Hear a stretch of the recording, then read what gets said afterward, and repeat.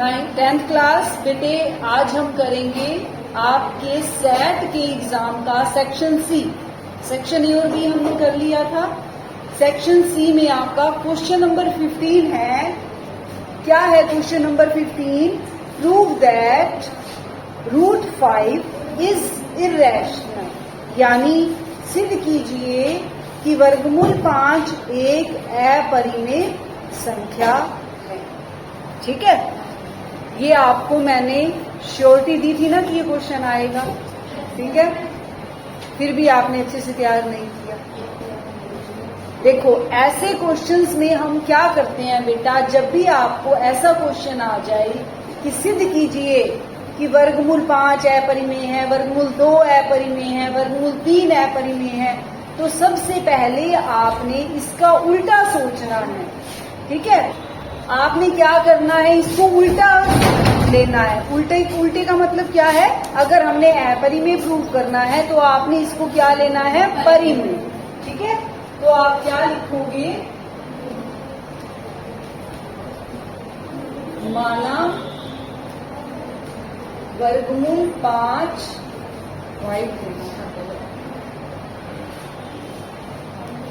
एक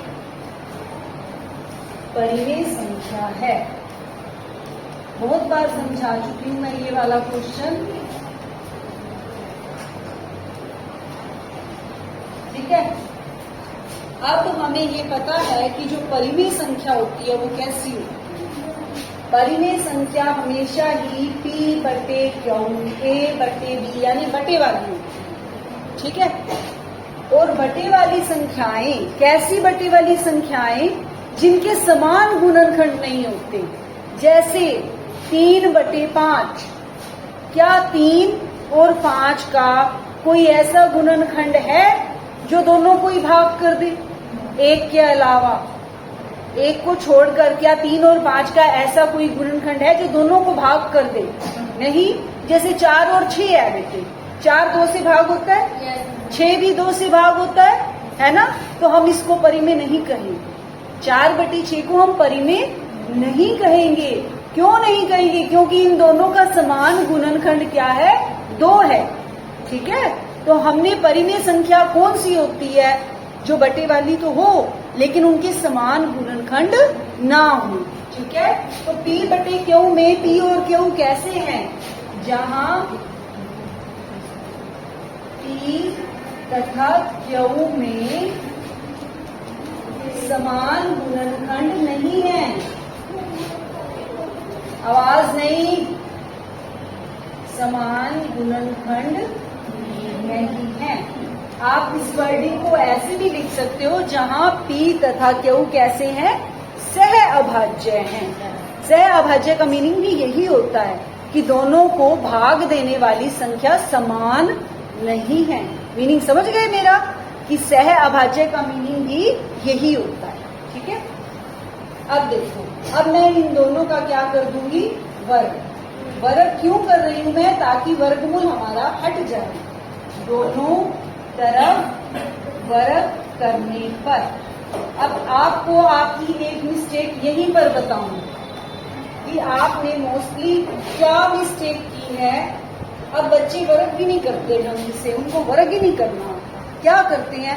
वर्गमूल 5 तो ऐसे का ऐसे ही पड़ा रहेगा, और P² और बटे के उसके। बेटा, जब वर्ग कर रहे हो तो वर्गमूल तो हट जाता है ना। वर्गमूल वाली संख्या का जब आप वर्ग करोगे तो वर्गमूल हट जाएगा। तो यहाँ क्या बचेगा? 5। ठीक है, इसका तो वर्गमूल नहीं है ना, तो इसका क्या हो जाएगा? वर्ग हो जाएगा। यानी P का वर्ग बटे में Q। ठीक है, अच्छे से समझ में आ रहा है? क्या यहाँ तक कोई प्रॉब्लम है किसी को? नहीं ना। अब देखो,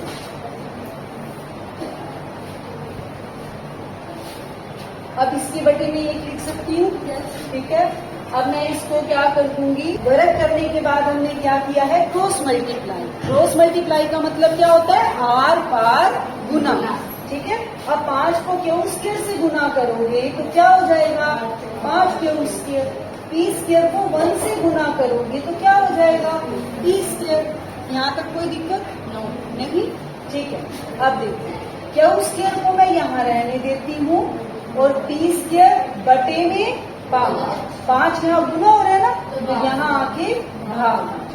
ठीक है, अब देखो पी स्क्वायर बटे 5 का क्या मतलब है कि पी स्क्वायर किससे भाग हो रहा है, 5 से भाग हो रहा है ना, यानी 5 किसको भाग कर रहा है, पी स्क्वायर को।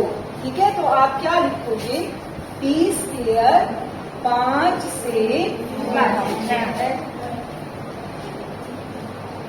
किसी भी संख्या का स्क्वायर अगर किसी दूसरी संख्या से भाग होता है तो बिना स्क्वायर के भी वो संख्या उसी संख्या से भाग होगी। जैसे एग्जांपल देती हूँ, अगर आपको मेरी बात समझ में नहीं आई तो 16 2 से भाग होता है, 16 को मैं लिख सकती हूँ 4 का स्क्वायर, तो 4 भी तो 2 से भाग होता है ना।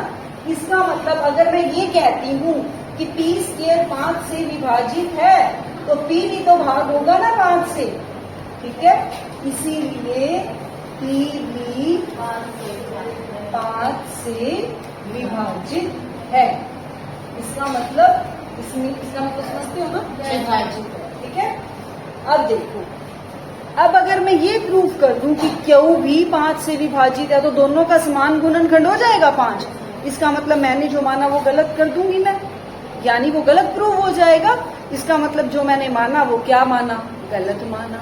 आ गई ना समझ। अब मैं क्या प्रूव करूंगी कि क्यू भी 5 से विभाजित होता है, वो मैं कैसे करूंगी। देखो बेटा, जब भी कोई संख्या किसी संख्या से भाग होती है तो क्या होता है, देखो 25 5 से भाग होता है ना, तो यहाँ पर भी तो कोई संख्या आती है ना, कोई और नंबर लिखती हूँ, 18 लिया मैंने, 18 2 से भाग हो रहे। ठीक है, तो यहाँ पे कोई संख्या आई 9। ठीक है, तो मैं 18 को लिख सकती हूँ 2 गुना 9, लिख सकती हूँ ना 18 को 2 गुना 9। इसका अब मैं क्या कह रही हूँ, मैं कह रही हूँ कि पी 5 से भाग हो रहा है। अगर पी बेटे 5 से भाग हो रहा है इसका मतलब यहाँ पे कोई संख्या आएगी। ठीक है, मैं मान लेती हूँ वो संख्या क्या है, ए। बेटा ध्यान से समझ लो, आपको ये मौका बार बार नहीं मिलेगा, समझ लो ध्यान से। ठीक है, कई बच्चों के पास फोन अवेलेबल नहीं होता घर पे, हमेशा फोनों का बहाना तो नहीं लोगे ना तुम कि मैडम हमारे पास तो वीडियो नहीं थी, फोन नहीं था। यहाँ समझो तुम, अब पी 5 से भाग हो रहा है तो इसका मतलब मैंने मान लिया ये ए पर भाग होता है, जैसे 2 9 पर भाग हो रहा था। ठीक है, एक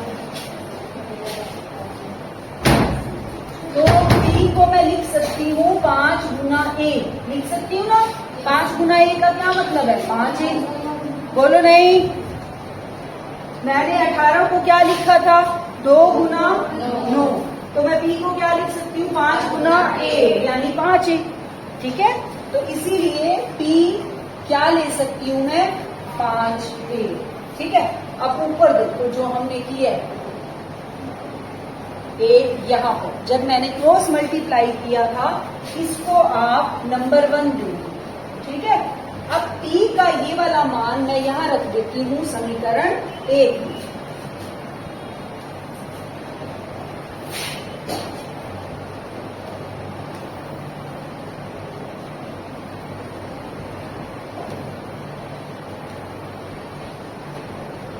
अब आपने ये लिखना है पी का मान, इसके बाद कर रही हूँ, पी को मैंने 5 लिया है ना, तो पी का मान।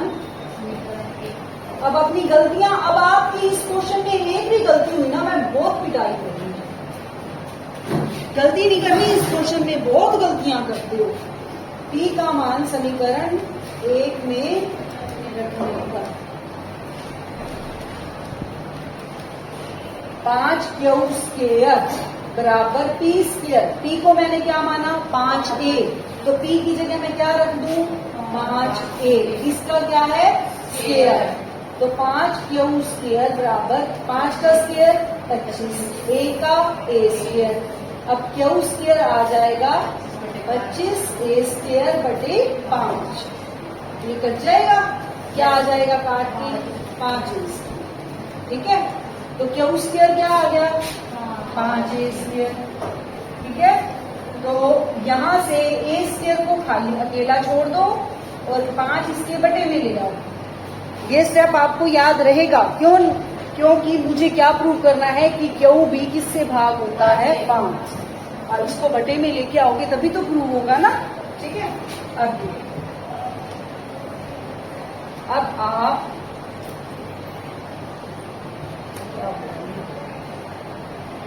अब आप यहाँ क्या लिखोगे, क्यू स्क्वायर 5 से विभाजित है।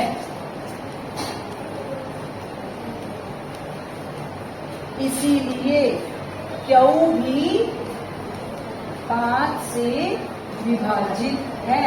ठीक है। देखो अभी मैंने प्रूव किया था कि P 5 से विभाजित है, अब मैंने प्रूव कर दिया क्यू भी 5 से विभाजित है। अगर दोनों ही P और Q, मैंने परिमेय संख्या कौन सी मानी थी, P बटे Q ना। अब मैंने ये प्रूव कर दिया कि P भी 5 से भाग हो रहा है और Q भी 5 से भाग हो रहा है। पहले तो मैं ये कह रही थी कि दोनों में समान गुणनखंड है ही नहीं, लेकिन अब तो समान गुणनखंड हो गया है ना। प्रूव कर दिया मैंने कि इनका समान गुणनखंड क्या है, 5 है। ठीक है। इसका मतलब P तथा Q का समान गुणनखंड 5 है। ठीक है। P और Q का समान गुणनखंड हो गया 5। इसका मतलब क्या है, हमारी कल्पना गलत है, हमारी कल्पना गलत है। हमने माना क्या था कि वर्गमूल 5 परिमेय है, तो वर्गमूल 5 कैसी हो जाएगी, इसीलिए वर्गमूल 5 अपरिमेय संख्या है। कौन है ये, चलो 10th क्लास हम कर रहे हैं आपके सेट 1 का क्वेश्चन नंबर 16 सेक्शन सी का। जो क्वेश्चन नंबर 16 है वो आपकी एक्सरसाइज 3.2 का 3rd का 6th पार्ट है। ठीक है। न्यू बुक्स में क्वेश्चन की स्टेटमेंट क्या है, 5 वर्ष बाद जैकब की आयु उसके पुत्र की आयु से 3 गुना हो जाएगी। 5 वर्ष पूर्व जैकब की आयु उसके पुत्र की आयु की 7 गुनी थी। उसकी वर्तमान आयु क्या है, उनकी वर्तमान आयु, उनकी का मतलब जैकब की और जैकब के पुत्र की वर्तमान आयु पूछी गई है। जो हमसे पूछा जाता है हम उसको मान लें। ठीक है अंशुल, माना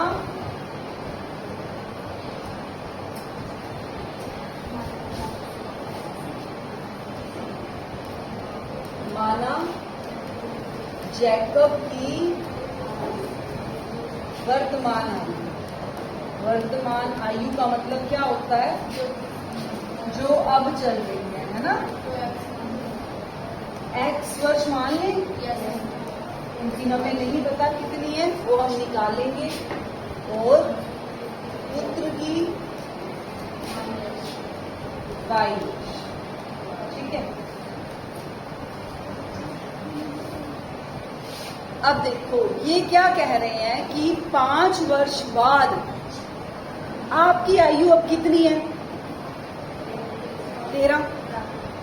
13 साल है अगर, तो 5 वर्ष बाद कितनी होगी, 18 ईयर्स होगी 5 साल बाद। तो आपने क्या किया, 5 साल बाद के लिए हम क्या करें, प्लस करें। ठीक है। तो 5 वर्ष बाद जैकब की, अब वर्तमान नहीं लिखोगे, ठीक है, क्योंकि ये कब की है, 5 वर्ष बाद की, x प्लस 5। ठीक है। तो 5 वर्ष बाद ही इसकी आयु, पुत्र की आयु y प्लस 5। ठीक है। जो जो ये कहते हैं बेटा वैसे ही आपने करना। ठीक है। क्वेश्चन की स्टेटमेंट को देखकर घबराया मत करो, उसके हिसाब से काम करने की कोशिश किया करो। 5 वर्ष बाद जैकब की आयु उसके पुत्र की आयु से, अब जैकब की आयु है x प्लस 5, अब दोनों में कंपेयर हो रहा है, जब भी दोनों में कंपेयर होता है तो हम दोनों को आमने सामने लिखेंगे और बीच में इक्वल का साइन लगाएंगे। अब हमने दोनों को इक्वल करना है, बराबर करना है दोनों को, ठीक है। वो कह रहा है कि जैकब की आयु उसके पुत्र की आयु से 3 गुना हो जाएगी, ठीक है। किसकी 3 गुना हो जाएगी? जैकब की आयु। लेकिन मैंने तो दोनों को बराबर करना है, ठीक है। तो मैं किसकी 3 गुना करूं? पुत्र की आयु। तभी तो दोनों बराबर होंगे ना। बड़ा तो हमेशा ही जैकब ही रहेगा, क्योंकि वो क्या है? पिता है वो, ठीक है। और पुत्र से वो हमेशा ही बड़ा रहेगा, इसीलिए हमने किसकी आयु में तिगुना करना है? पुत्र की आयु, ताकि दोनों इक्वल हो जाएं, क्योंकि हम इक्वल का साइन लगा रहे हैं बीच में, ठीक है। अब बेटा पढ़ लिया करो, मुझे पनिशमेंट देने का आपको कोई भी शौक नहीं है। अब इसको हमने खोलना है। x + 5 = 3y + 15, ठीक है। x हम जब भी समीकरण बनाते हैं x और y को एक साइड रखते हैं, बाकी रकम को दूसरी साइड रखते हैं। x इसको इधर लेके आओ, -3y = 15, 5 को उधर लेकर जाओगे माइनस का हो जाएगा, x - 3y = 10। ये हो गई हमारी इक्वेशन नंबर 1, ठीक है। अब दूसरा पढ़ो। अब ये बात कर रहे हैं 5 वर्ष पूर्व की, ठीक है। अब आपकी आयु 13 इयर्स है, तो 5 वर्ष पूर्व का मतलब पहले। तो कितनी होगी 5 वर्ष पहले? 13 है अब आपकी, तो 5 वर्ष पहले कितनी होगी? 8। क्या किया आपने? माइनस किया वर्तमान आयु में से, है ना। तो इनकी वर्तमान आयु x और y है ना। तो अब मैं 5 वर्ष पूर्व दोनों की निकाल लेती हूँ, ठीक है। 5 वर्ष पूर्व किसकी आयु? जैकब। कितनी हो जाएगी? x - 5 और 5 वर्ष पूर्व कितनी हो जाएगी? y - 5। बस कुछ नहीं करना बेटा, पहले की बात कर रहे हो तो माइनस कर दो वर्तमान आयु में से, बाद की बात करें तो वर्तमान आयु में प्लस कर दो, ठीक है। अब करना क्या है? 5 वर्ष पूर्व जैकब की आयु उसके पुत्र की आयु की 7 गुना थी, ठीक है। x - 5 दोनों को बराबर रखो, दोनों को कंपेयर किया जा रहा है। 7 गुना किसकी आयु में करूं? पुत्र की आयु में। तो 7 से इसको क्या कर देंगे? मल्टीप्लाई, ठीक है। x - 5 = 7y - 35, ठीक है। x इसको इधर ले आओ, -7y = -35 + 1, ठीक है। x - 7y = -30। ये हो गई हमारी इक्वेशन नंबर 2, ठीक है। दोनों हो गई हमारे पास, इक्वेशन 1 भी और इक्वेशन 2, ठीक है। अब हम इन दोनों इक्वेशंस को सॉल्व कर लेंगे। फर्स्ट इक्वेशन है x - 3y = 10, ठीक है। और सेकंड है x - 7y = -30, ठीक है। अब हम विधि लगाएंगे विलोपन, ठीक है। अब देखो हमारे पास पहला x का दोनों इक्वल है, लेकिन निशान कैसे चाहिए होते हैं? उल्टे निशान चाहिए होते हैं ना। ये इसको फिर मैं निशान सिर्फ अगर हम बेटा निशान बदलते हैं ना, तो हम एक का नहीं बदलते, हमें सभी का बदलना होता है निशान, ठीक है। अब यहाँ प्लस है तो ये क्या हो जाएगा? माइनस। ये माइनस है तो प्लस, ये माइनस है तो प्लस। ये कैंसिल हो गया। 1 - 1, 1 - 1 क्या होता है? 0। 5 - 5, 10 - 10, x - x, इसीलिए ये कट जाती है, ठीक है। अब एक माइनस का है, एक प्लस का है। अब आपने पुराना साइन ही देखना, ठीक है। एक 3 के आगे माइनस है और 7 के आगे प्लस है। प्लस माइनस माइनस, यानी 7 में से 3 को माइनस करें, कितना आएगा? 4y, लेकिन प्लस का आएगा, क्यों? क्योंकि बड़ी रकम के आगे प्लस। ध्यान रखना है बेटा, अब जो हमने साइन चेंज किया है वो माना जाएगा, पुराने वाले साइन को मत देखो, ठीक है? इक्वल टू, अब ये भी प्लस की और ये भी प्लस की, प्लस प्लस प्लस, तो दोनों को ऐड करोगे कितना हो जाएगा? 4। तो y कितना हो जाएगा? अब y की वैल्यू के लिए 4 से यहाँ मल्टीप्लाई हो रहा है, इस साइड करेंगे तो ये डिवाइड हो जाएगा, तो ये कितना आ जाएगा? 10। ठीक है, तो ये y कौन था? पुत्र, है ना? तो पुत्र की वर्तमान आयु कितनी है? 10।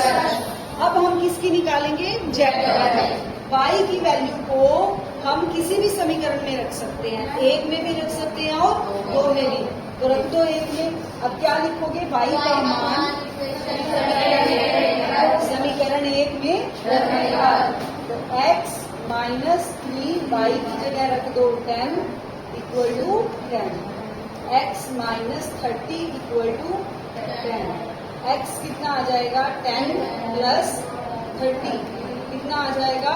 40। इसका मतलब जैकब की, आपने अब लिखना है लास्ट में कि जैकब की वर्तमान आयु 40 वर्ष और पुत्र की वर्तमान आयु 10। ये आपका एग्जैक्ट आंसर। आ गई समझ?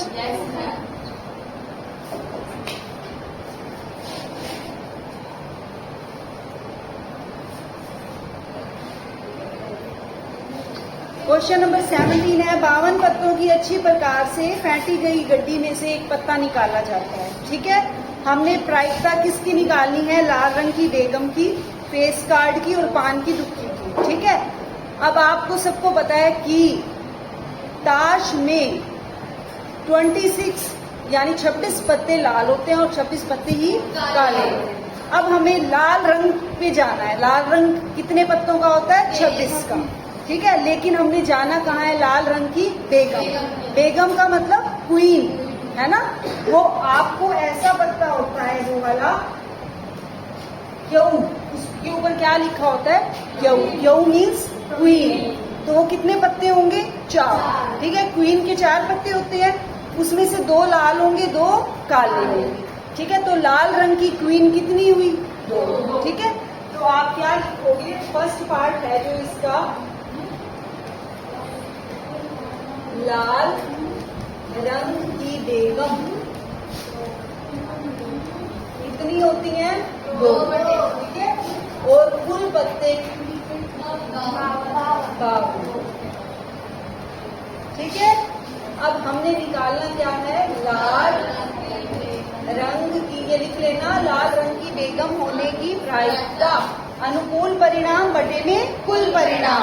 ये फॉर्मूला लिखना है पहले। ठीक है, फिर नेक्स्ट स्टेप नहीं करोगे, बस 2 मिनट। लाल रंग की बेगम होने की प्रायिकता, अब ऊपर क्या? अनुकूल परिणाम कितने हैं? 2 और कुल परिणाम कितने हैं? 12। ठीक है, अब ये कट रहा है, 2 एकम 2, 2 दूनी 4, 5 में से 4 गए, 2 छक्के 12, यानी 1/26 आ जाएगा। ठीक है, सेकंड पार्ट में क्या है? एक फेस कार्ड। फेस का मतलब क्या होता है? जो चेक करवा लेंगे। वेरी गुड, ये क्या है? फेस।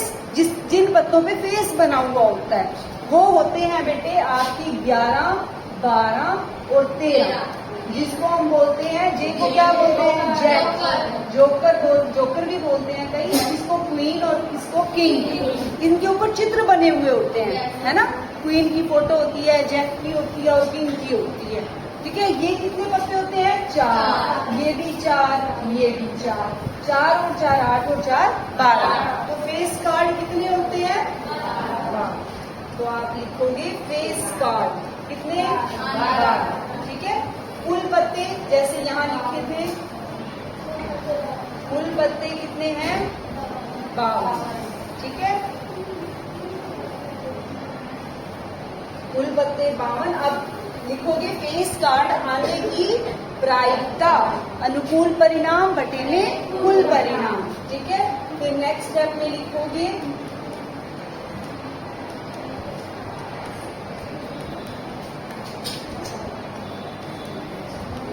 अनुकूल परिणाम कितने हैं? कुल परिणाम कितने हैं? अब ये कट रहा है, 4 की 12 4 एकम 4, 4 दिए 12, क्या आ गया 3/13। आसान है बिल्कुल, ठीक है। अब थर्ड क्या है, पान की दुक्की। पान क्या होता है, पान हार्ट बना हुआ होता है ना, वो 13 पत्ते होते हैं ना हार्ट के, लेकिन हमने दुक्की पे जाना है सिर्फ, और वो भी कौन सी दुक्की, पान की दुक्की। अब जो दुक्की होगी, दुक्की 4 होगी, ठीक है, 2 काली और 2 लाल, लेकिन एक हुक्म की होगी, एक चिड़ी की होगी, एक पान की होगी और एक ईंट की होगी। तो पान की दुक्की, पान वाली तो एक ही हुई ना, एक हुक्म की है, एक चिड़ी की है, एक पान की है और एक ईंट की है। हमने किस पे जाना है, सिर्फ पान की दुक्की पर। पूरी ताश में पान की दुक्की एक ही होगी, ठीक है।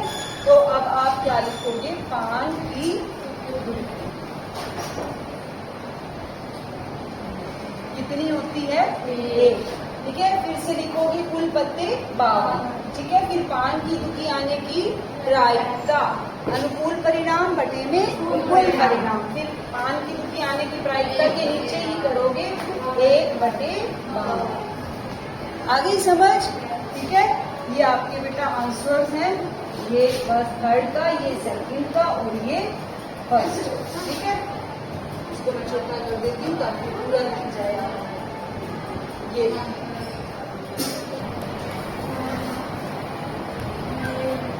रेलगाड़ी की चाल, ठीक है। मैंने मान ली x किलोमीटर पर आवर, यानी वो 1 घंटे में कितने किलोमीटर चलती है, x किलोमीटर। ये उसकी नॉर्मल है स्पीड, जिस स्पीड से वो चलती है, ठीक है, हमेशा चलती है, ठीक। अब ये कह रहे हैं कि अगर वो 360 किलोमीटर उसने जाना हो, तो 360 किलोमीटर क्या हो गया बेटा, दूरी। उसने दूरी कितनी तय करनी है, 360।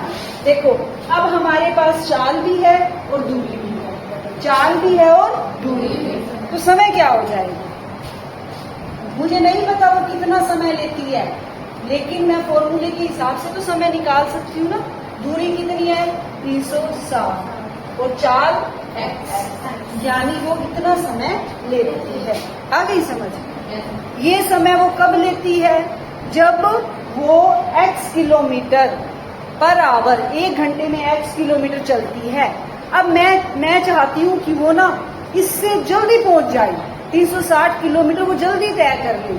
तो आप साइकिल पे जाओगे, आपको घर जल्दी पहुंचना, तो आप क्या करोगे, वेरी गुड, आप स्पीड बढ़ाओगे ना। तो ऐसे ही रेलगाड़ी ने अपनी स्पीड बढ़ा ली, ठीक है।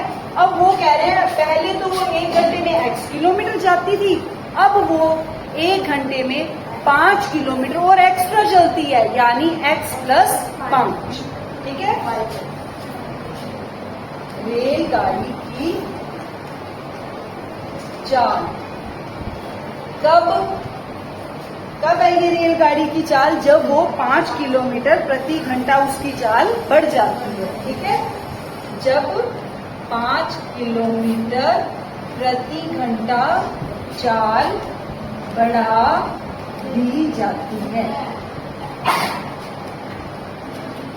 तो उसकी चाल कितनी हो गई, x + 5 किलोमीटर पर आवर। 1 घंटे में ये जरूर लिखना है, पहले 1 घंटे में x करती थी, अब 1 घंटे में x + 5 चलती है, ठीक है। अब लेकिन इन्होंने समय के बारे में नहीं बताया और दूरी उतनी ही है। आपने स्कूल से घर ही जाना है और कहीं नहीं जाना, दूरी तो उतनी ही होएगी ना, ठीक है। और दूरी हमारी कितनी है, दूरी 360 ही है, ठीक है। तो अब समय कितना लगेगा, समय दूरी बटे 4, 360 बटे x + 5। समझ आ गई यहाँ तक, यहाँ तक कोई प्रॉब्लम नहीं। शाबाश, अगर किसी को दिक्कत है तो बेटे पूछ लो यहाँ तक।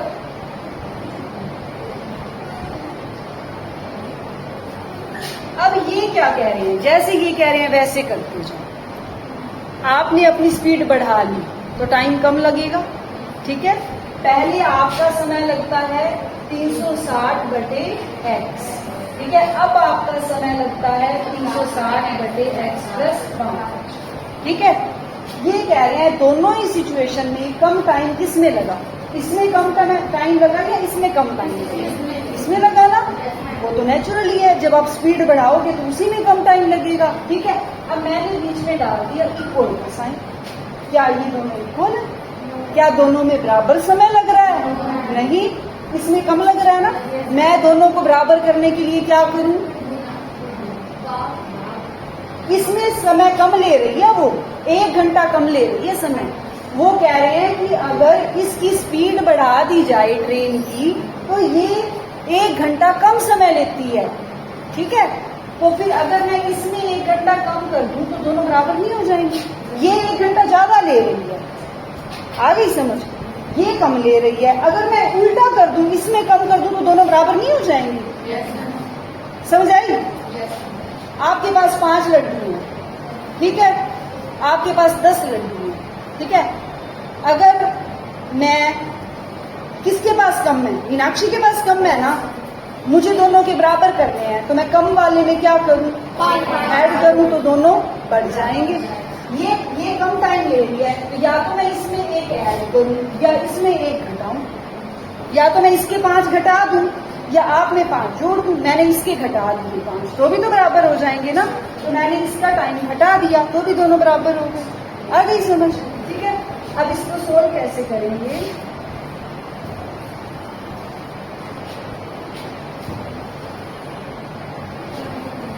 अब इसका एलसीएम 360 माइनस एक्स।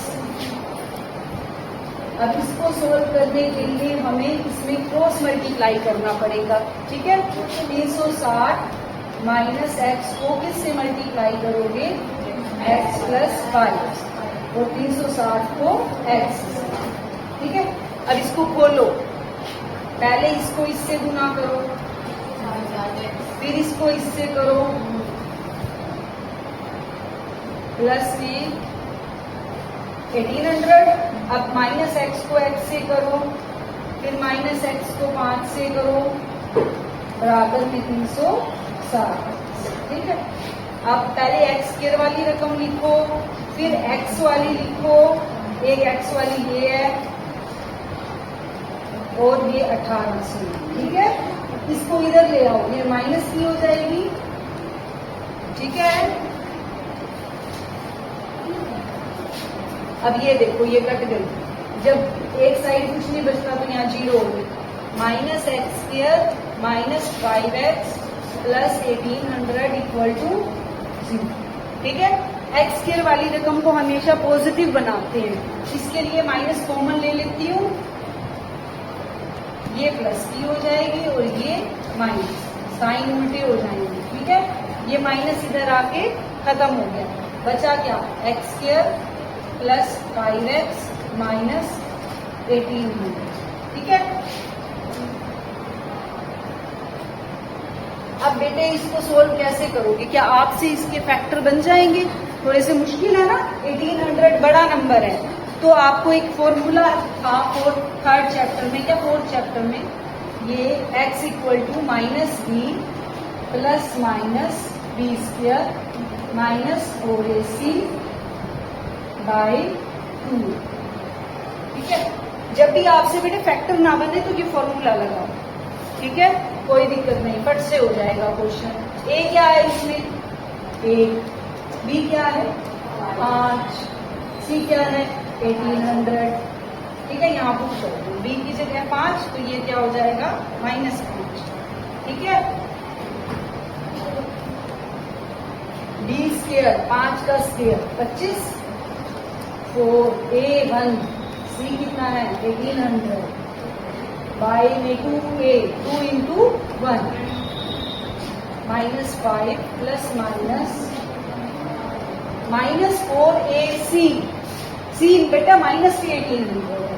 ठीक है, तो यहाँ माइनस का साइन भी रखना, माइनस माइनस मल्टीप्लाई होके प्लस, 4 को 18 से करोगे 72 और ये 2 से बाई में। ठीक है, यहाँ कर दूंगा, ये हमारा x आ जाएगा -5 प्लस इसको ऐड करोगे तो ये आ जाएगा बाई में 2। ठीक है, -5 प्लस माइनस, इसका वर्गमूल कैसे निकालोगे? पेयर बनाओ, कितने पे जाएगा? 8। ठीक है, 25 उतारोगे, 8 और 8 16, 5 पे चला जाएगा अब ये। 5 25, 2 5 30 32 8। ठीक है, क्या आया? 85। ठीक है, 85 बाई में 2। देखो, एक बार प्लस करना है, एक बार माइनस करना है। जब माइनस करोगे ना बेटी, दोनों माइनस के साइन, तो नेगेटिव तो चाल हो ही नहीं सकती। चाल तो हमेशा क्या होगी? पॉजिटिव। तो आपने पॉजिटिव साइन लेके बाय में 2, क्या हो जाएगा ये? 85 माइनस 5 80 बाय 2, क्या आ गया? 40।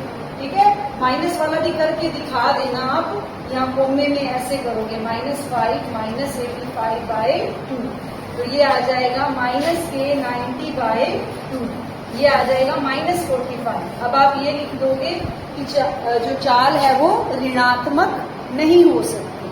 ठीक है, इसीलिए चाल कितनी हो गई गाड़ी की? 40 किलोमीटर प्रति घंटा। समझ आ गई?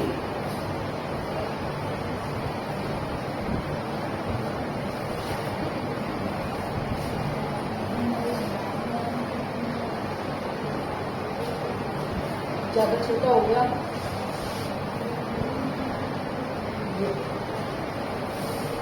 यहाँ लिख देना रेलगाड़ी की चाल।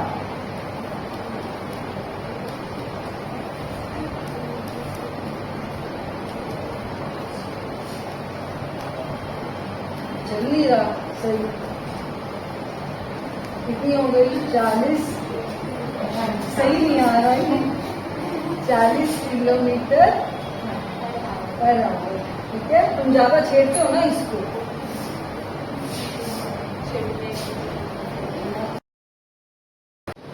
अब हम करेंगे क्वेश्चन नंबर 18। आपका और वाला क्वेश्चन था, पहला रेलगाड़ी वाला जो अभी हमने किया है, अब है ये वर्गों के क्षेत्रफल वाला जो उसी की चॉइस में दिया था। लास्ट वाला क्वेश्चन 4.3 का 8th क्वेश्चन है पुरानी बुक में, और ये वाला है 4.3 का 11th क्वेश्चन।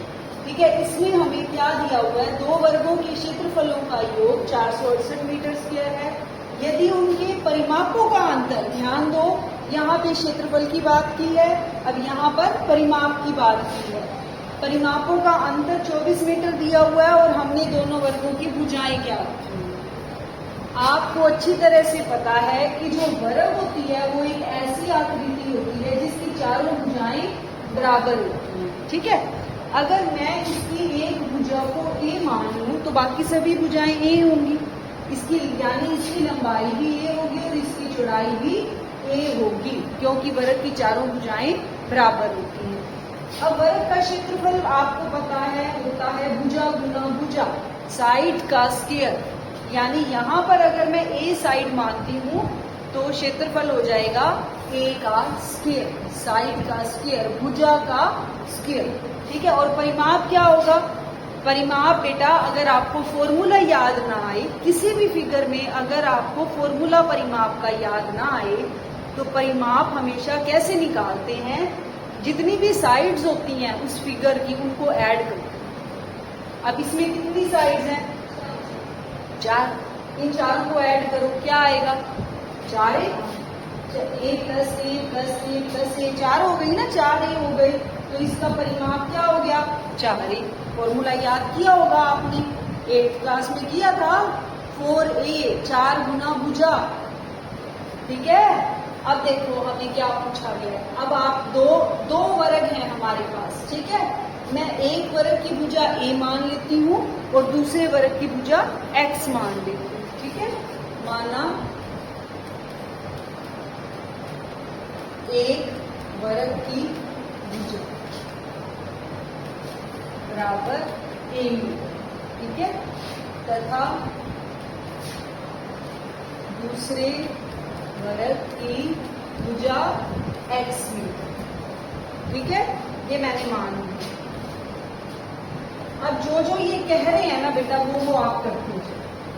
ठीक है, ये क्या कह रहे हैं? ये कह रहे हैं कि वर्गों के क्षेत्रफलों का योग, दो वर्गों के क्षेत्रफलों का योग। पहले वर्ग का क्षेत्रफल क्या होगा? अब तो बोल दो। पहले वर्ग का क्षेत्रफल ए स्क्वायर, साइड का स्क्वायर, ठीक है। दूसरे वर्ग का क्षेत्रफल क्या हो जाएगा? एक्स स्क्वायर, भुजा का स्क्वायर, ठीक है। अब क्या रहे हैं कि क्षेत्रफलों का योग, इन दोनों को जोड़ दो। अब आप क्या लिखोगे?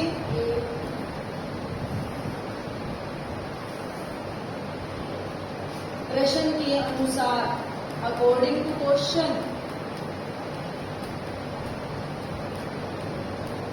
क्षेत्रफलों का योग a square plus x square equal to 468, ठीक है। ये नंबर 1 मान लें, ठीक है।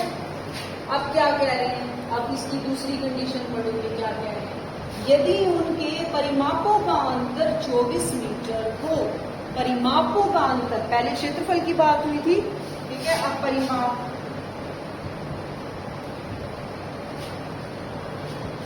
पहले वर्ग का परिमाप कितना होगा? भुजा ए की तो परिमाप और चारों साइड्स को जोड़ दोगे। दूसरे वर्ग का परिमाप 4x, x मानी थी साइड, ठीक है। अब ये कह रहे हैं उनका अंतर, ठीक है। अब प्रश्न के अनुसार, according to question, 4a minus 4x, अंतर का मतलब माइनस करोगे, कितना है? 24, ठीक है। 4 कॉमन ले लो यहाँ से, a minus x equal to 20, a minus x equal to 24/4, 6 हो गया। a minus x equal to 6, ये हो गई इक्वेशन नंबर 2, ठीक है। अब हमारे पास 1 भी है, 2 भी है। अब हम इन दोनों को कैसे सोल्व करें? प्रतिस्थापन विधि की है ना प्रतिस्थापन, इसमें विलोपन तो नहीं लग सकती क्योंकि ये स्क्वायर में, ठीक है ना। तो हम कौन सी विधि लगाएंगे? प्रतिस्थापन विधि। प्रतिस्थापन विधि में क्या करते हैं? किसी भी एक समीकरण में से किसी का भी मान निकालकर दूसरी में रख देते हैं, ठीक है। अब मैं क्या करूंगी? मैं इसमें से a का मान निकालूंगी, क्या आ जाएगा? 6 प्लस एक्स, ठीक है। अब मैं a का मान इसमें रख दूंगी, ठीक है। a का मान समीकरण 1 में रखूंगा,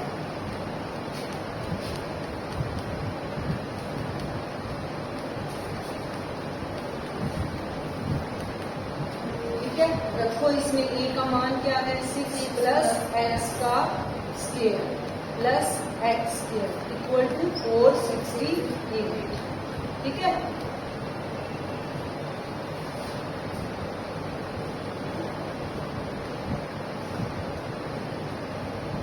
प्लस है ना, ठीक है। अब इसको सोल्व कर देते हैं हम। a plus b whole square, a square 36 हो गया, 6 का square plus b square plus 2ab 12x हो जाएगा प्लस x इक्वल टू 468। अब इनको ऐड कर दो, x square plus x square 2x plus 12x plus 36, और इसको इधर ले आओगे माइनस 468, ठीक है। 2x square plus 12x minus के, इसको माइनस करो 432 आ जाएगा, ठीक है। क्लियर? अब इसमें से 2 कॉमन ले लो, आ रहा है ना 2 common, x square plus 6x minus 2 2 4, 2 1 2, 2 6 4, ठीक है। ये 2 इधर आके 0 हो जाएगा, x square plus 6x minus 216 equal to 0, ठीक है। अब बेटा इसको हम सोल्व कर देते हैं। जो हम x की वैल्यू फैक्टर बनाने, अगर आपको मुश्किल लगे तो वही जो मेथड में मैंने आपको सिखाया है फॉर्मूला, वो लगा दो इसमें, ठीक है। कौन सा था फॉर्मूला ये, x इक्वल टू यहाँ a क्या है 1, b क्या है 6, c क्या है -2 1 6, x होता है -b plus b square -4ac by 2, ठीक है। -6 प्लस b स्क्वायर यानी 6 का स्क्वायर -4 इंटू 1 इंटू सी क्या है -2 1 6 बाई में 2a 2 इंटू 1 2 ही आ जाएगा -6 प्लस 6 का स्क्वायर 36 माइनस प्लस 4 6 24 6 8 बाई में 2, ठीक है। -6 प्लस माइनस ऐड करो इसको 900 आ गया बाई 2 -6 प्लस माइनस 900 का रूट निकालोगे 30 आ जाएगा 30 बाई 2, ठीक है। एक माइनस करोगे तो -36 बाई 2 आएगा, प्लस करोगे तो 24 बाई 2 आ जाएगा। इसको काटोगे तो -18 आ जाएगा, इसको काटोगे तो 12। ये हम किसकी वैल्यू निकाल रहे हैं, ये हम a की वैल्यू निकाल रहे हैं, a की निकल रही है ना, x की निकाल रहे हैं वैल्यू। अब x हमने मानी क्या है भुजा, साइड है ना वर्ग की, क्या वर्ग की भुजा माइनस हो सकती है, नहीं हो सकती, तो यहाँ आप लिख दोगे वर्ग की भुजा ऋणात्मक नहीं हो सकती, इसलिए वर्ग की भुजा कितनी हो गई 12, तो x क्या आ गया 12, ठीक है।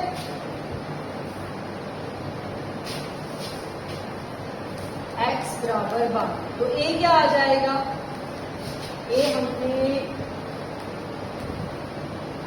a क्या निकला था 6 प्लस x है ना, a हमारा आ जाएगा 6 प्लस x यानी 6 प्लस 18 मीटर, ये भी मीटर, ठीक है।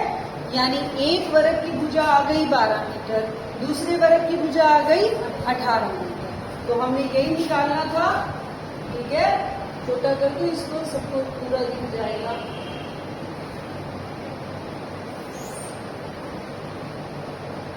ये अब आ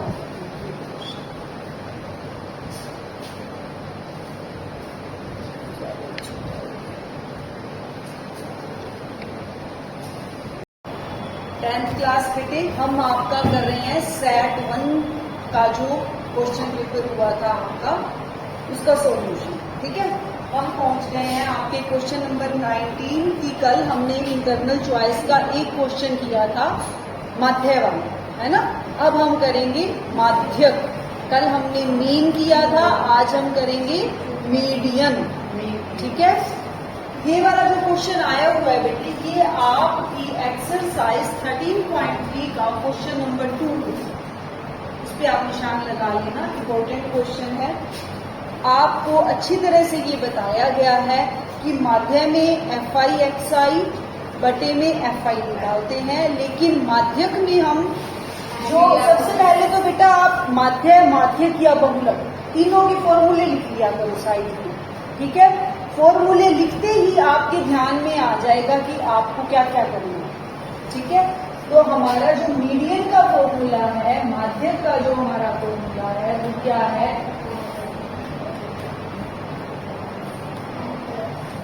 L plus L/2 minus CF by F और मल्टीप्लाई में H, ठीक है। दिखाई दे रहा है ये, यस फॉर्मूला, ठीक है। यहाँ पर है बड़ा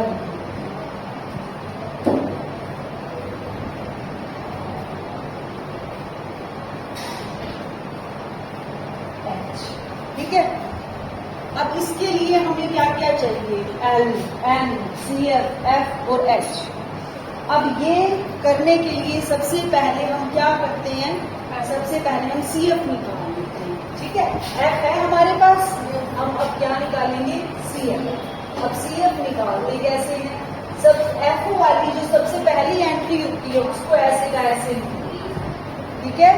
5, उसके बाद ऐड करते जाओ, 5 में x ऐड करो, 5 प्लस x, उससे आगे नेक्स्ट एंट्री इसमें ऐड करो, 20 में 5 ऐड करोगे, 25 प्लस x, 25 में 15 ऐड करोगे, 40 प्लस x, फिर 40 प्लस x में y ऐड करोगे, 40 प्लस x प्लस y, फिर इसमें 5 ऐड करोगे, 45 प्लस x प्लस y। अब लास्ट एंट्री हमारी ये आई, ठीक है। और इधर जो हमारा f का टोटल था, ये हमारा f का टोटल है ना, समेशन f है ना, ये समेशन f किसके इक्वल होती है, जो CF की हमारी लास्ट एंट्री होती है, ठीक है, इसके इक्वल होती है। अब देखो बेटा, यहाँ पर मेन चीज आपने क्या याद रखनी है, आपने ये याद रखना है कि जो CF की लास्ट एंट्री है वो F के टोटल के इक्वल है, ठीक है। ये हमें टोटल दे ही रखा है, ठीक है। इसका मतलब ये 45 प्लस x प्लस y किसके इक्वल हो गया, 60, ठीक है। तो x प्लस y क्या आ गया, 60 माइनस 45, यानी x प्लस y आ गया अपना 15, ठीक है। इसको हम इक्वेशन नंबर 1 देते हैं, ठीक है। अब क्या करें, अब हमने बाकी चीजें ढूंढनी है, क्या क्या चाहिए हमें, देखो बेटा L क्या होता है।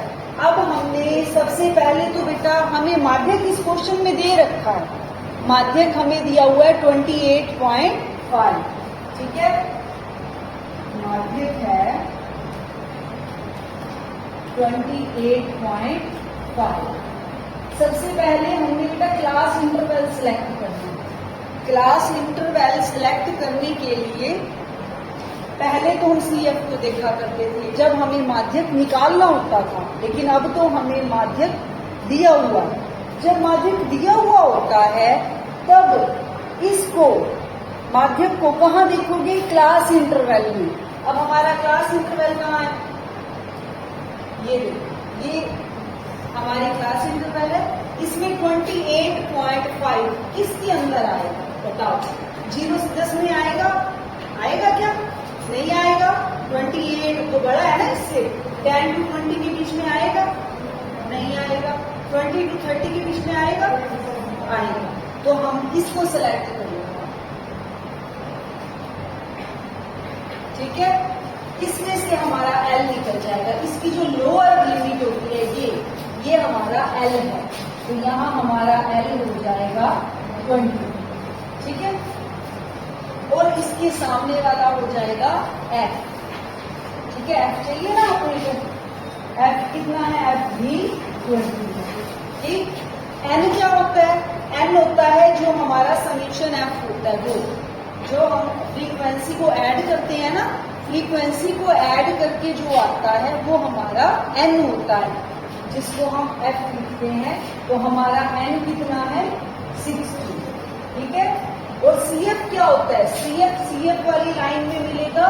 हमने कहाँ जाना है, इसकी बिल्कुल सीधे यहाँ पर आए, लेकिन ये नहीं लेना, इसके ऊपर वाला लेना, ठीक है। तो हमारा CF क्या हो गया, 5 प्लस x, ठीक है। हमारा L भी मिल गया, N भी मिल गया, CF भी मिल गया, F भी मिल गया। H क्या होता है, H क्या होता है, H होता है बेटा जो हमारा ये इंटरवल है ना, इसका डिफरेंस कितना है, इसका 10। तो H हो जाएगा हमारा।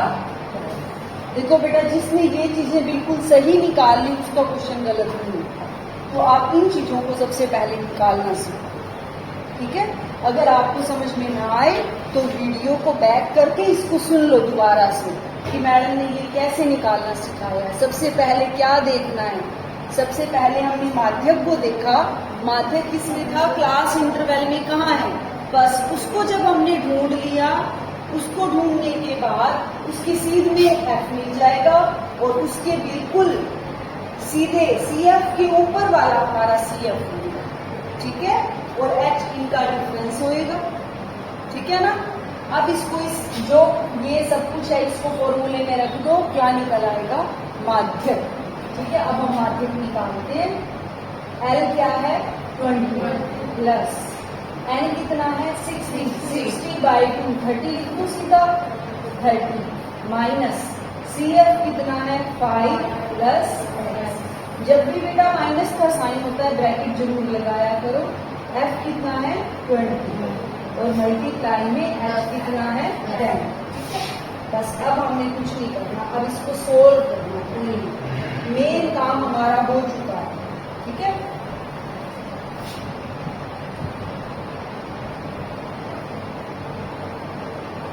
ट्वेंटी प्लस 30 माइनस इसको खोल दो -5 माइनस एक्स बाई 20 मल्टीप्लाई में 10। ठीक है, 20 plus 30 minus 5 25 minus x by 20 multiply 10। सबसे पहले मल्टीप्लाई को सोल्व करते हैं, इसलिए ये करते हैं, है ना।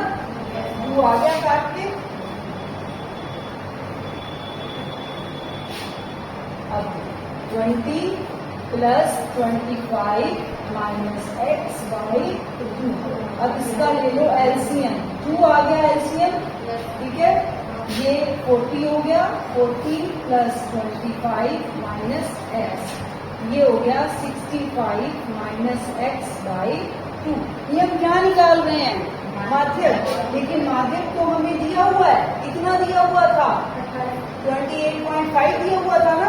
इसका मतलब ये हमारा सब कुछ किसके इक्वल है 28.5। ठीक है, क्योंकि ये किसका फॉर्मूला था माध्यक। ठीक है, अब 28.5 equal to 65 minus x by 2 को सोल्व करो। इसके नीचे 1 लगा दो, इसको क्रॉस मल्टीप्लाई कर दो। ठीक है, करो इसको 10 1 57.0 57.0 का मतलब 57। ठीक है, एक्स को इधर ले आओ 65 माइनस 57, एक्स कितना आ जाएगा 8 आएगा ना। अब x को 8 आ गया, y क्या आएगा देखो। सबसे पहले हमने एक इक्वेशन निकाली थी, अब x 8 आ गया, ध्यान रखना। ये इक्वेशन निकाली थी। ये हमारी इक्वेशन कैसे निकली थी, जब हमने f को इसके इक्वल रखना था। जो f का टोटल होता है वो CF की क्या होती है, लास्ट वाली एंट्री होती है। हम यहाँ पर x की वैल्यू रख देंगे। x की वैल्यू क्या आई है 8 प्लस y इक्वल टू 15। तो y क्या आ जाएगा 15 माइनस 8 7। ठीक है, तो अब ये हमारी x और y दोनों की वैल्यूज है।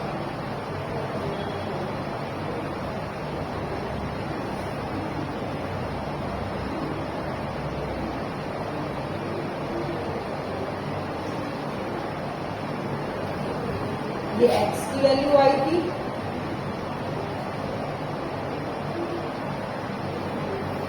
ठीक है, ये x की वैल्यू आ गई और ये y की वैल्यू।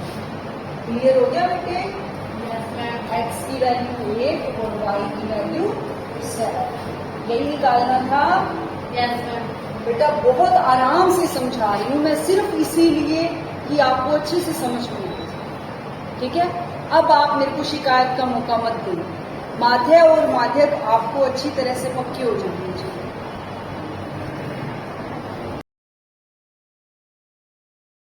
हाँ जी बेटा, अब है आपका सेट 1 का क्वेश्चन नंबर 19, जो कि आपकी बुक्स का 13.1 का 3 है। माध्यक बाद में करवाऊंगी, पहले माध्य है। ठीक है, अब माध्य आपको सबको पता है बेटा कि सबसे इजी मेथड प्रत्यक्ष विधि है ना। सबसे इजी टू इजी आपको पता है वो कैसे करते हैं, उसी मेथड से कर दो इस क्वेश्चन। ठीक है, इसमें हमें माध्य दिया हुआ है, ये कह रहे हैं माध्य जेब खर्च 18 रुपए है। माध्य आपको दिया हुआ है 18। ठीक है, आपको पता है इंटरवल में से हम क्या निकालते हैं xi। ठीक है, तो पहले मैं निकाल दूं xi। ठीक है, इन दोनों को जोड़ के और 2 से डिवाइड करते हैं, तो वो हमारा आ जाएगा 12, 14, फिर 16, 18, 20, 22, 24। देख लो ना, दो का डिफरेंस आ रहा है। ठीक है, अब हमारा ये क्या है, जो बच्चों की संख्या है इसको हम FI लेते हैं। ठीक है, प्रत्यक्ष विधि के लिए हम क्या निकालते हैं, FI x। ठीक है, इसको मल्टीप्लाई करते जाओ, 84, 144, ये आएगा 234 ही आती है ना इसकी मल्टीप्लाई। ये 20F, 110, ये 96। ये तो क्वेश्चन आप इतनी बार करवा चुके हो मेरे से कि मुझे ये मल्टीप्लाई भी याद होती है ना। आपको भी हो गई होगी अब तक तो। अब हम क्या करते हैं, माध्य का फॉर्मूला लगाते हैं। ठीक है, माध्य जो होता है उसके हिसाब से हम निकालते जाएंगे जो जो हमें चाहिए। पाई में समेशन F। ठीक है, अब हमें इनका योग चाहिए, FI XI। सम कर दो इसका। F वाली को ऐड मत करना, ये ध्यान रखना, बच्चे यहाँ पर मिस्टेक करते हैं। 4 और 4 8 और 4 12 और 4 16 और 6 22, 2 और 8 10 और 8 18 और 4 22 और 3 25 26 और 9 35, 3 4 और 2 6 और 1 7। अब ये प्लस में 20 F। ठीक है, इसको लिखना मत भूलना। ठीक है, और मुझे क्या चाहिए, FI का योग। अब FI में भी इस F को छोड़ दो। 7 और 6 13, बोलो मत बेटा बीच में। 7 और 6 13 और 9 22, 22 और 3 25 और 5 30 और 4 34, 3 4 44 और प्लस में F। ठीक है, अब यहाँ माध्य दिया हुआ है हमें 18। FI XI है 752 प्लस 20F और FI है 44 प्लस F। अब इसकी हम क्या कर देंगे, क्रॉस मल्टीप्लाई। ठीक है, 18 को 44 से करो, 18 का 72, 72 और 7 792 plus 18F equal to 752 plus 20। ठीक है, 18F, F वाली एक साइड कर लो, minus 20F equal to 752 minus 792। ये माइनस के 2F आएंगे, ठीक है, क्योंकि 20 के आगे माइनस का साइन है। और ये आएगा माइनस का 40। ठीक है, माइनस से माइनस कर दिया, F आ जाएगा 40/2 20। वेरी इजी क्वेश्चन, क्या इससे इजी कुछ है? अब इसको हम पूरा दिखाएंगे।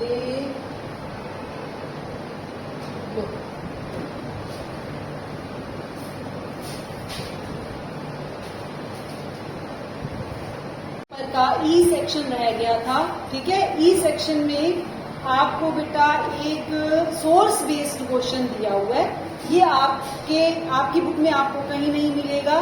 ठीक है, ये 4 मार्क्स का आपका इस टाइप का कोई क्वेश्चन आ सकता है। इस बार जो आपको क्वेश्चन आया हुआ था बेटी, उसकी फिगर ये दी है। ठीक है, इसके बेस पे आपने इन क्वेश्चंस के आंसर देने हैं। ये आपको नीचे वाली लाइन है, ये लेंथ है जो ये दी हुई है 15 मीटर। ठीक है बेटा, अब ये देखो, इसमें बेडरूम है 2, किचन है और बाथरूम है और लिविंग रूम है। ठीक है, यहाँ से यहाँ तक की लेंथ यानी बेडरूम फर्स्ट की लेंथ है x और इसकी ब्रेड्थ 5 है। ठीक है, और बेडरूम 2 की लेंथ कितनी हो जाएगी, वो भी x ही होगी और उसकी ब्रेड्थ भी कितनी है, 5 है। ठीक है, और ये बाथरूम है बेटा, बाथरूम की आपको जो लेंथ है वो दी हुई है 2, तो इसकी ब्रेड्थ कितनी हो जाएगी, इसकी इक्वल 5। ठीक है, ये किचन है, किचन की लेंथ कितनी है, y, और जो इसकी ब्रेड्थ है वो सेम है, कितनी है, 5। ठीक है, इन तीनों की ब्रेड्थ सेम है, बेडरूम 1, बाथरूम और किचन की लेंथ इन तीनों की डिफरेंट है। अब ये हमें फर्स्ट क्वेश्चन ये कह रहे हैं कि इस स्थिति से 2 चर वाले रैखिक समीकरणों का युग्म बनाइए। हमें इस फिगर को देखते हुए बेटा 2 रैखिक समीकरणें बनानी है। देखो अब हम कैसे करेंगे, आपको एक इंफॉर्मेशन और दे रखी है। वो इंफॉर्मेशन क्या दी हुई है कि बेटा area of 2 bedrooms and kitchen together, अगर दोनों को मिला दें, किस किस को, तीनों को, 2 बेडरूम को मिला दें और एक किचन को अगर हम मिला दें और तीनों का अगर हम एरिया निकालें तो तीनों का एरिया कितना है 95 वर्ग मीटर स्क्वायर मीटर। ठीक है, तो सबसे पहले हम यही काम कर लेते हैं, हम इनका क्या निकाल देते हैं एरिया। ठीक है, किस किस का एरिया निकालना है, 2 बेडरूम का और किचन का। अब इनका एरिया हम कैसे निकालेंगे, देखो एरिया ऑफ बेडरूम 1। अच्छा, अब आपको ये किसकी जैसी कौन सी आकृति दिखाई दे रही है, ये फिगर कैसी है, रेक्टेंगल आयत। ठीक है, और आयत का एरिया जो होता है, एरिया ऑफ रेक्टेंगल वो क्या होता है, एरिया ऑफ रेक्टेंगल। आयत का क्षेत्रफल बताओ भाई क्या होता है, नहीं पढ़ा क्या 8th क्लास में, 9th में, लेंथ मल्टीप्लाई ब्रेड्थ, लंबाई गुना चौड़ाई। अब इसमें लेंथ कितनी है x और ब्रेड्थ कितनी है 5, तो x मल्टीप्लाई 5 यानी 5x। ठीक है, ये तो फर्स्ट बेडरूम हो गया। ठीक, अब area of second bedroom, area of second bedroom कितना हो जाएगा, अब इसकी भी लेंथ सेम है, ये देखो इसके इक्वल है, और इसकी भी ब्रेड्थ क्या है 5, तो इसका भी एरिया कितना हो जाएगा 5x। ठीक है, ये हो गई हमारी सेकंड। अब है किचन, किचन की लेंथ कितनी है y और ब्रेड्थ, तो एरिया ऑफ किचन क्या हो जाएगा, वो भी रेक्टेंगल की शेप है तो 5y हो जाएगा। ठीक है, इसको दे दो 3, अब इन तीनों को ऐड कर दो, क्योंकि हमें क्या कहा गया है, area of 2 bedrooms and kitchen together is 95। ठीक है, अब इन तीनों को ऐड कर दो, ऐड करेंगे तो हमारा ये आ जाएगा 5x plus 5x plus 5y equal to 95। ये हमें गिवन है कि ये 95 के इक्वल है। ठीक है, 10x plus 5y equal to 95, इसमें से 5 कॉमन लीजिए, 5 इस साइड ले आऊं तो डिवाइड हो जाएगा, 95 को 5 से डिवाइड करो, 5 × 5 और 4 आ गया, 5 नहीं 45, 90। एक समीकरण बन गई है हमारी ये। ठीक है, समीकरण 1। अब हम दूसरी समीकरण कैसे बनाएंगे, देखो दूसरी समीकरण के लिए आप ये नोट करो बेटा कि ये जो हमारे पास लेंथ है ये कितनी दी हुई है 15, और ये जो ऊपर पूरे की लेंथ है ये इन तीनों को ऐड करने से बन जाएगी। ठीक है, इसका मतलब लेंथ जो है वो टोटल कितनी हो जाएगी, length x plus 2 plus y, ये तीनों किसके इक्वल हो जाएंगे 15 के लिए। ठीक है, तो यहाँ से हमारी दूसरी समीकरण बन जाएगी 15 - 2 30। ठीक है, ये इक्वेशन क्या बन गई 2, 2 रैखिक समीकरणें बन गई। फर्स्ट क्वेश्चन हमारे से यही पूछा गया था कि इनकी जो है रैखिक समीकरण क्या है। ठीक है, एक रैखिक समीकरण ये हो गई, दूसरी रैखिक समीकरण ये हो गई। अब ये हम नोट करके रख लेते हैं दोनों रैखिक समीकरण, क्योंकि हमें इनकी जरूरत पड़ेगी। ठीक है, अब इसको मैं नोट कर लेती हूँ एक साइड पे। देखो एक रैखिक समीकरण क्या है 2x plus y equal to 19, और सेकंड है x plus y equal to 13।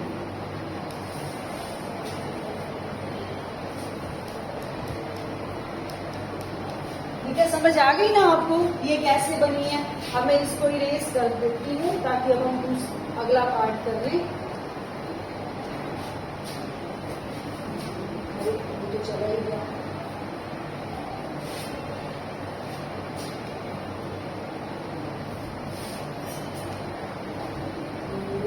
ये वाली इक्वेशन छोड़ दो। ठीक है,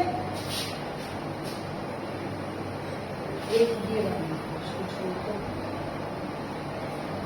ठीक है, अब हमारे पास इक्वेशंस हैं x plus y equal to 13 और 2x plus y equal to 19। किसी को भी 1 2 दे देना, उससे कोई फर्क नहीं पड़ता, ठीक है।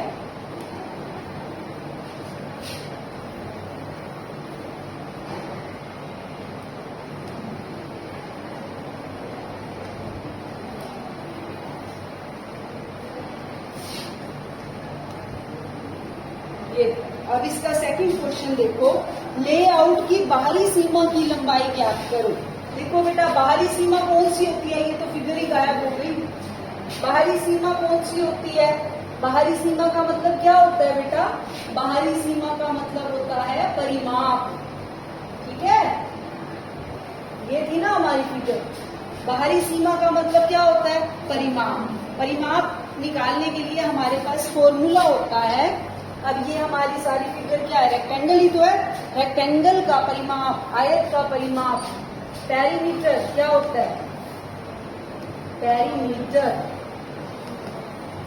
पेरीमीटर का मतलब क्या होगा? बाहरी सीमा की लंबाई। बाहरी सीमा की लंबाई, ब्रैकेट में आप लिख सकते हो परिमाप यानी पेरीमीटर। वो उसका फॉर्मूला होता है हमारा 2 इंटू लेंथ प्लस ब्रेथ। अब 2 लेंथ हमारे पास 15 है, ठीक है, और ब्रेथ कितनी है? ये देखो, इसको ऐड कर दो, 5 और 2 7 और 5 12, ठीक है। तो ब्रेथ हमारी टोटल हो जाएगी 12, ठीक है। 2 15 5 और 2 7, 1 और 1 2, ये कितनी आ जाएगी? 54 मीटर। समझ आ गई? इजी था, लेकिन आपको इसके लिए फॉर्मूला याद रखना पड़ेगा। इसके लिए आपको एक और तरीका बताती हूँ। देखो, मैंने आपको ये बताया हुआ है कि जब भी आपको परिमाप का, पेरीमीटर का फॉर्मूला याद ना हो तो आपने क्या करना है? किसी भी फिगर का परिमाप निकालना हो तो उसकी चारों जो बाउंड्रीज होती हैं, जो बाउंड्री पे उनकी लेंथ ब्रेड्थ आती हैं, उनको ऐड कर दो, ठीक है। अब इसमें लेंथ कितनी है? 15 और ब्रेड्थ कितनी है? 12। ये 15 है तो ये भी 15 होगी, ये 12 है तो ये भी 12 होगी। इन चारों को ऐड करो, 15 और 15 30, 12 और 12 24, ऐड करो, बन गया 54, ठीक है। क्लियर? देखो सेम आंसर आ रहा है। इसका मतलब अगर आप फॉर्मूला भूल जाओ तो घबराना नहीं है, आप ऐसे भी निकाल सकते हो, ठीक है। तो ये हमारा क्या निकल गया? परिमाप, बाहरी सीमा की लंबाई।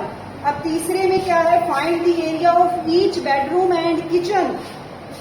एक बेडरूम का अलग से एरिया निकालना है और किचन का एरिया अलग से निकालना है। वो कैसे निकालेंगे देखो।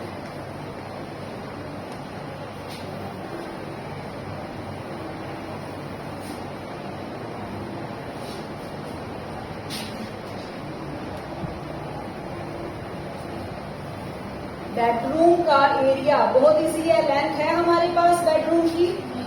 है लेंथ? नहीं है। लेंथ कहाँ गई इसकी? लेंथ तो हमें इसकी निकालनी पड़ेगी ना लेंथ, क्योंकि हमारे पास तो इस सारी की लेंथ है, हमारे पास बेडरूम की लेंथ नहीं है, लेकिन ब्रेड्थ है हमारे पास। तो एरिया तो तभी निकलेगा जब लेंथ आएगी, ठीक है। अब मैं लेंथ के लिए मुझे चाहिए x और किचन की भी लेंथ के लिए मुझे चाहिए y। तो अब मेरे पास ये 2 रैखिक समीकरणें तो बनी हुई हैं, तो लगा दो अपनी विलोपन विधि। लगा दे विलोपन विधि, उससे क्या निकल आएगा? x और y, ठीक है। अब इसको सोल्व कर दो। ये देखो y सेम है तो विलोपन विधि लगाओ, घटाने पर करोगे, ये कट गया। अब ये आ जाएगा -kx और -k6, ठीक है। माइनस से माइनस कट गया, x कितना आ गया? 6, ठीक है। अब y कैसे निकालोगे? x की वैल्यू 1 में रख दो, तो 6 + y = 30। तो y कितना आ जाएगा? 13 - 6 7, ठीक है। दोनों की वैल्यूज आ गई। अब मैं एरिया ऑफ किसका निकालूं? बेडरूम का। एरिया ऑफ बेडरूम 5x है ना। लेंथ कितनी है? x। ब्रेड्थ कितनी है? 5। Length into breadth 5 into x, 5x। x कितना आया है? 6, यानी 30 मीटर स्क्वायर। ये किसका एरिया आ गया? बेडरूम का। इस बेडरूम का भी यही आएगा, दोनों बेडरूम सेम है। और किसका निकालना है? किचन का। Area of kitchen. इसका एरिया क्या है? Length into breadth 5, 5 into 5, 5 y मेरा कितना आया है? 7, तो 5 7 35 मीटर स्क्वायर। ठीक है, ये हो गया हमारा थर्ड पार्ट। ये हमारा थर्ड पार्ट था बेटा। अब है फोर्थ पार्ट। लेआउट में लिविंग रूम का क्षेत्रफल निकालिए।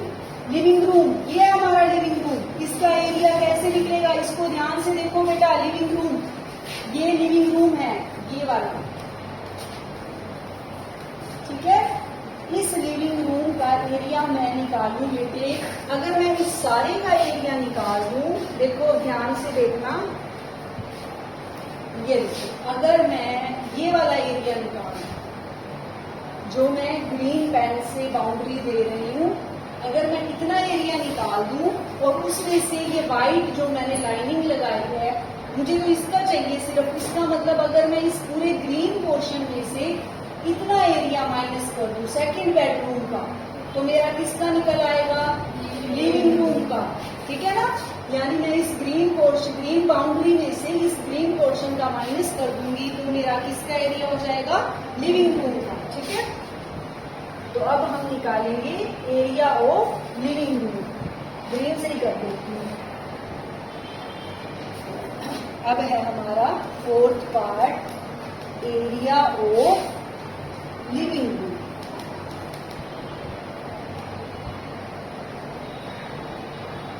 देखो, एरिया ऑफ लिविंग रूम के लिए इसमें से माइनस करेंगे बेडरूम 2 का। अब इसका एरिया कैसे निकले? देखो, लेंथ कितनी है? 15, ठीक है, और ब्रेड्थ इसकी 5 + 2 7। ठीक है, तो एरिया इसका कितना आ जाएगा? 15 × 7।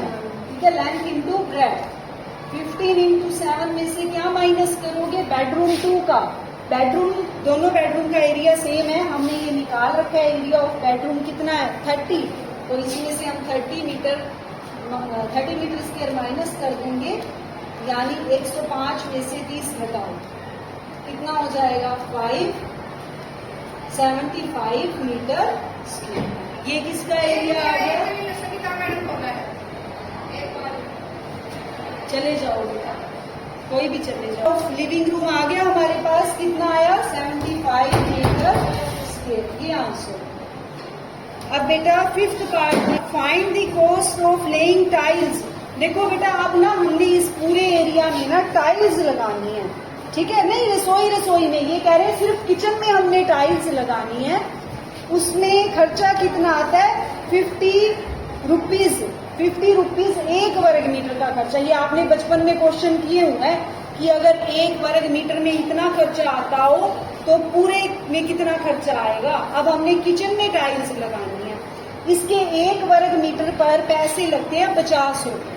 ठीक है, तो किचन का एरिया मैंने निकाल रखा है ना, ये देखो, ये रहा किचन का एरिया। किचन का एरिया कितना है? 35 मीटर स्क्वायर। ठीक है, तो फिफ्थ पार्ट के लिए हम क्या करेंगे?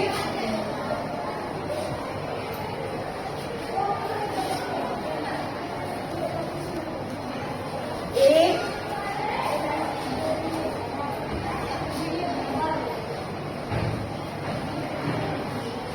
1 स्क्वायर मीटर पर कितने रुपए लगते हैं? Rate of tiling for 1 metre square पे कितने लगते हैं? 50 रुपीज। ठीक है, हमने कितने पे लगाना है? हमने 35 मीटर स्क्वायर पे लगाना है। तो रेट ऑफ टाइल्स लगवाने का खर्चा फॉर 35 मीटर स्क्वायर कितना हो जाएगा? 50 × 35, इसको कर दो मल्टीप्लाई, 1750 रुपए। ये आपका आंसर आ गया। ठीक है, यानी सिर्फ किचन में टाइल लगवाने का खर्चा कितना आएगा? ठीक है, क्लियर हो गया। अब ये बेटा आपका क्वेश्चन पूरा कंप्लीट हो गया है और इस क्वेश्चन के साथ आपका क्वेश्चन पेपर भी कंप्लीट हो गया। ठीक है, इसका सॉल्यूशन अच्छे से कर लेना। इसमें बेटे क्वेश्चन रिपीट भी हो सकते हैं, इसलिए सभी क्वेश्चन अच्छे से कर लेना पक्का। Okay, thank you.